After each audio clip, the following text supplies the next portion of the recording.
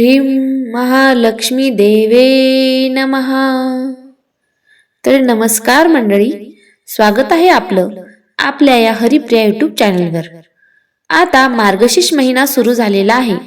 मार्गशीर्ष महिन्यातल्या गुरुवारची पूजा ही सर्वच सुवासिनी स्त्रिया करत असतात. तर ही पूजा कशी करावी आणि या पूजेची मांडणी कशी करावी, कशा पद्धतीने ही पूजा मांडणी करून कोणते मंत्र उच्चार करावे याबद्दलची संपूर्ण माहिती आपण आपल्या आजच्या व्हिडिओमध्ये घेणार आहोत. त्यासाठी व्हिडिओ स्किप न करता शेवटपर्यंत नक्की बघा. चला व्हिडिओला सुरुवात करूया. अनेक भाविक श्री लक्ष्मी देवीचे व्रत करतात. आपल्यावर श्री लक्ष्मीची कृपा व्हावी, संसारात सुख समाधान सतत राहावे, हा त्यामागील हेतू सर्वांचाच असतो. हे व्रत केल्याने उत्तम फलांचा लाभ मिळतो. मार्गशीर्ष महिन्यातील पहिल्या गुरुवारी व्रताचा प्रारंभ करून शेवटच्या गुरुवारी त्याचे उद्यापन करतात. काही कारणांमुळे मार्गशीर्ष महिन्यात जर हे व्रत करणे जमलं नाही तर कोणत्याही महिन्यातील पहिल्या गुरुवारी हे व्रत सुरू करायला चालते.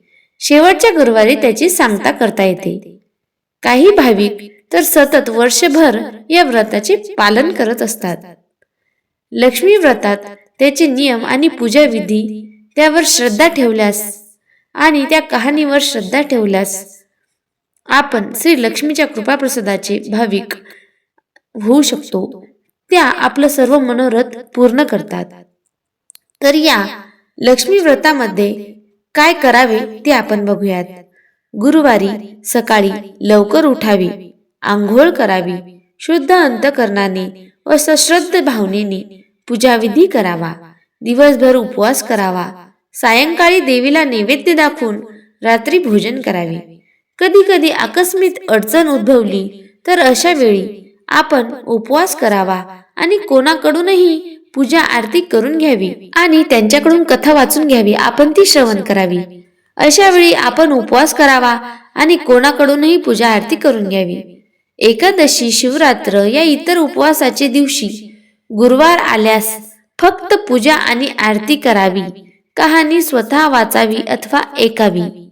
व्रताची पूजा व कहाणी ऐकण्यास शेजाऱ्यांना निमंत्रण द्यावे. सायंकाळी गायीची पूजा करावी, तिला नैवेद्य दाखवावा. नित्याप्रमाणे उद्यापनाच्या दिवशी पूजा आरती करावी, कहाणी वाचावी. 7 सुवासिनींना व 7 कुमारिकांना हळदी कुंकू द्यावे. एक एक फळ व व्रताच्या कथेची एक एक प्रत द्यावी. शक्य झाले तर ब्राह्मणाला शिदा, वस्त्र व दक्षिणा देऊन नमस्कार करावा. त्यानंतर आपण भोजन करावे. गुरुवारी संध्याकाळी पूजा आरती करावी. त्यानंतर सर्वांना प्रसाद द्यावा. कोणत्याही महिन्याच्या पहिल्या गुरुवारी या लक्ष्मी व्रतास सुरुवात करता येते. हे व्रत वर्षभर पाळता येते. अडचण निर्माण झाल्यास दुसऱ्या महिन्याच्या पहिल्या गुरुवारी हे व्रत आपण सुरू करू शकतो. असे अखंडपणे वर्षभर हे व्रत आपण पाळू शकतो. शेवटी त्याचे उद्यापनही करता येते. हमखास आपल्याला या व्रताने यश लाभते. तर आपण या व्रताची पूजा मांडणी कशी करावी ते बघूया.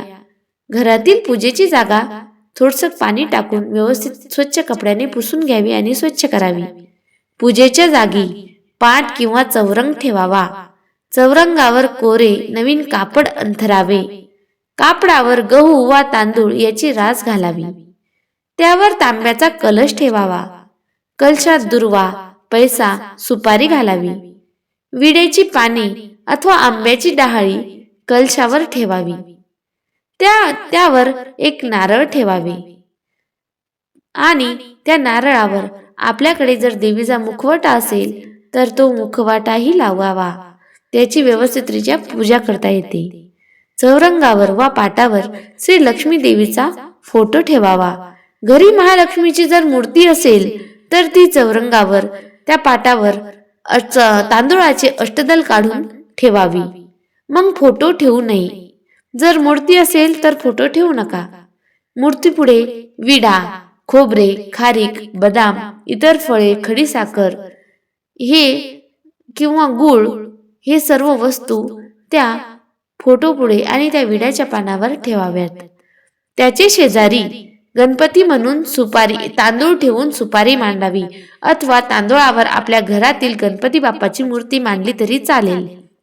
अशी पूजा मांडणी आपण त्या दिवशी करावी. ती पूर्ण झाल्यावर यथासांग पूजा करावी.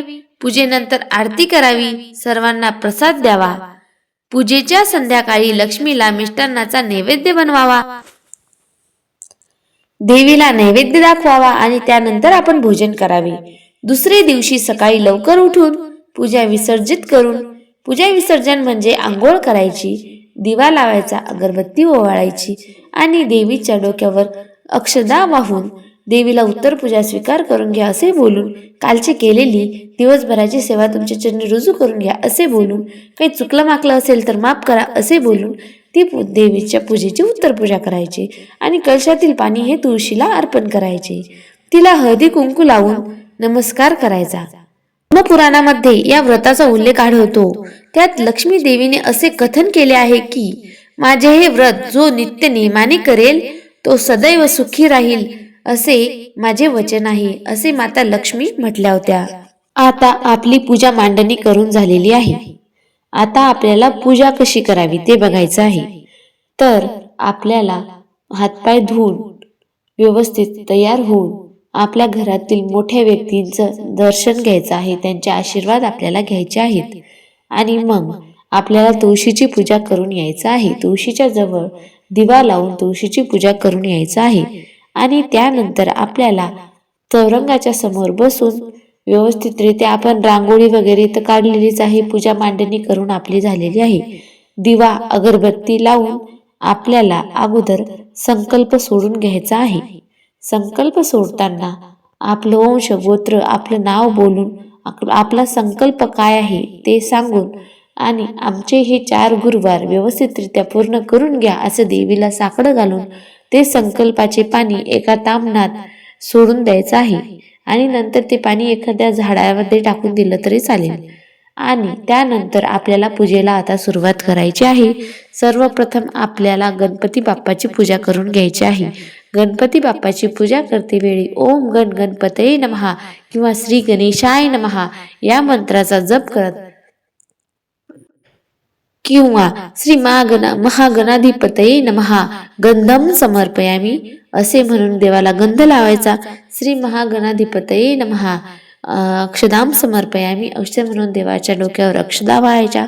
श्री महागणाधिपतये नमः पुष्पम समर्पयामी असे म्हणून गणपती बाप्पाला फुल अर्पण करावे.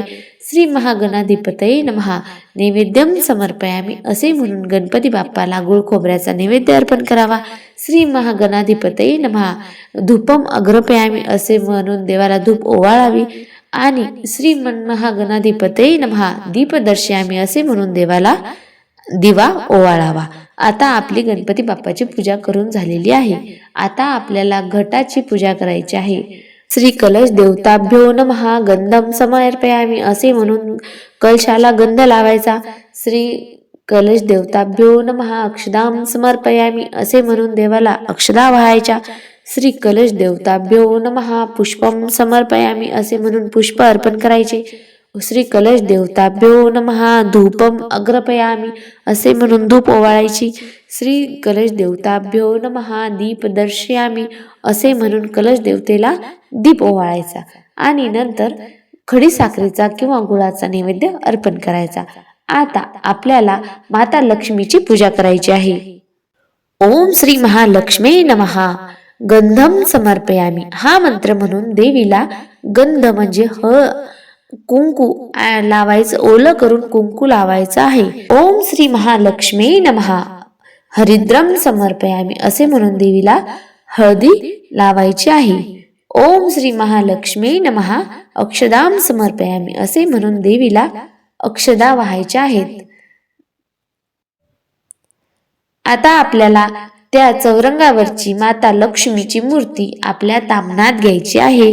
ताम्हणात घेतल्याच्या नंतर आपल्याला देवीला पाण्याने अभिषेक घालायचा आहे. ओम श्री महालक्ष्मी नमः ओम श्री महालक्ष्मी नमः असे म्हणून देवीला पाण्याने अभिषेक घालायचा. मग नंतर देवीला पंचामृताने अभिषेक घालायचा. ओम श्री महालक्ष्मी नमः ओम श्री महालक्ष्मी नमः असे म्हणून देवीला पंचामृताने अभिषेक घालायचा. परत देवीला पानाने अभिषेक घालायचा. ओम श्री महालक्ष्मी नमः. नंतर देवी आपल्या जवळ हातावर घ्यायची आणि व्यवस्थितरित्या आपल्या स्वच्छ कापडाने देवीला पुसून घ्यायचं आणि खाली तांदूळाचं अष्टदल काढून देवीला त्यावर विराजमान करायचं. नंतर देवीला म्हणायचं ओम श्री महालक्ष्मी नमः गंधम समर्पयामी असे म्हणून देवीला कुंकू लावायचं. ओम श्री महालक्ष्मी नमः हरिद्रम समर्पयामी असे म्हणून देवीला हळदी लावायची. ओम श्री महालक्ष्मी नमः अक्षदाम समर्पयामी असे म्हणून देवीला अक्षदा वाहायच्या. ओम श्री महालक्ष्मी नमः पुष्पम समर्पयामी असे म्हणून देवीला लाल फूल फार आवडते तर देवीला लाल फूल अर्पण करायचं किंवा कमळाचं फूल असेल तर फारच शुभ. देवीला फूल अर्पण करायचं. ओम श्री महालक्ष्मी नमः धूपम अग्रपयामी असे म्हणून देवीला धूप ओवाळायचा. ओम श्री महालक्ष्मी नमः दीप दर्शयामी असे म्हणून देवीला दीप ओवाळायचा.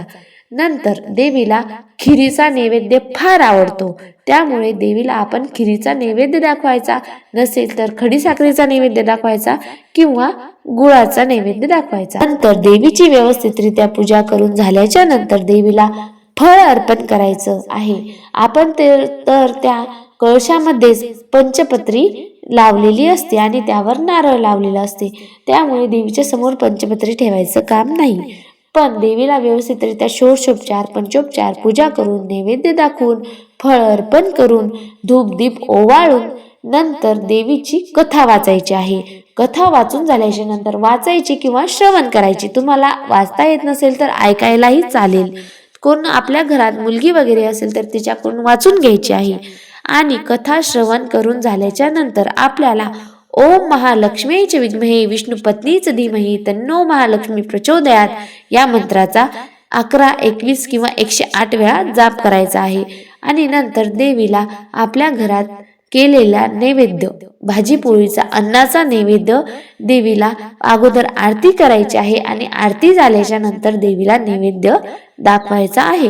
नैवेद्य दाखवताना एका चौरंगावर पाण्याचा भरीव चौकोन काढायचा आहे. त्यावर देवीचं ताट ठेवायचं आहे आणि त्या ताटाभोवती आपल्याला तुळशीचे पत्र घेऊन तुळशी पत्राने ओम तत्सवितुर वरेण्यं भर्गो देवस्य धीमहि धियो नः प्रचोदयात हा मंत्र 3 वेळा त्या ताटावर पाणी शिंपडून म्हणायचं आहे.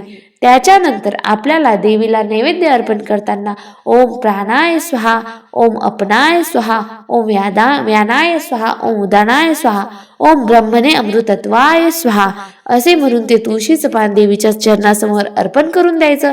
परत डबल एक तुळशीचं पान घेऊन ओम प्राणाय स्वाहा ओम व्यानाय स्वाहा ओम अपनाय स्वाहा ओम उदानाय स्वाहा ओम ब्रह्मणे अमृतत्वाय स्वाहा असे म्हणून देवीला परत ते देवीला पूर्ण अन्न पदार्थात घास बुडवून तो देवीच्या समोर अर्पण करायचा आहे. आणि नंतर आपल्याला व्यवस्थितरित्या देवीच्या अंगावर आपल्याला नंतर उभे राहून प्रदक्षिणा घालायची आहे आणि नंतर आपल्याला आपला उपवास सोडून घ्यायचा आहे आणि सर्वांनी नंतर जेवण करायचे आहे. अशा पद्धतीने गुरुवारी माता लक्ष्मीची पूजा जर तुम्ही केली माता आनंदाने तुमची पूजा स्वीकारून घेतील आणि तुम्हाला भरभरून आशीर्वाद देतील. दुसऱ्या दिवशी चौरंगावर असलेल्या माता लक्ष्मीच्या पूजेची उत्तर पूजा करायची आहे. तर ती कशी? दुसऱ्या दिवशी सकाळी उठल्याच्या नंतर आंघोळ झाल्याच्या नंतर अगोदर दिवा प्रज्वलित करून घ्यायचा आहे, धूप प्रज्वलित करून घ्यायचा आहे आणि नंतर समोर बसून आपल्याला तांदूळ त्यावर थोडंसं कुंकू हळद घेऊन तांदूळ असे घेऊन पुष्पाच्या पाकळ्या घेऊन आपल्याला देवीच्या सर्व पूजेच्या अंगावर टाकायचं आहे. आणि हे महालक्ष्मी माता कालची केलेली सेवा तुमच्या चरणी रुजू करून घ्या. काही चुकलं माकलं असेल तर मला क्षमा करा आई आणि ही केलेली सेवा तुमच्या चरणी रुजू करून आजची उत्तर पूजा स्वीकार करून घ्या असे म्हणून ते तांदूळ देवीच्या डोक्यावर कलशावर सगळ्या पूजेवर टाकायचे आहेत. आणि नंतर आपल्याला ते कळस वगैरे उचलून घ्यायचं आहे आणि कळशातील पाणी हे तुळशीला वाहून तुळशीची पूजा करून घरात यायचं आहे. अशा पद्धतीने आपल्याला माता लक्ष्मीची गुरुवारची पूजा व्यवस्थितरित्या करायची आहे. तर मैत्रिणींनो, असा होता आपला आजचा व्हिडिओ. आवडला असेल तर लाईक करा, मित्रमैत्रिणींना शेअर करा आणि आपल्या हरिप्रिया युट्यूब चॅनलला सबस्क्राईब करायला विसरू नका. भेटूया अशाच नवीन भक्तिमय व्हिडिओसह. तोपर्यंत धन्यवाद.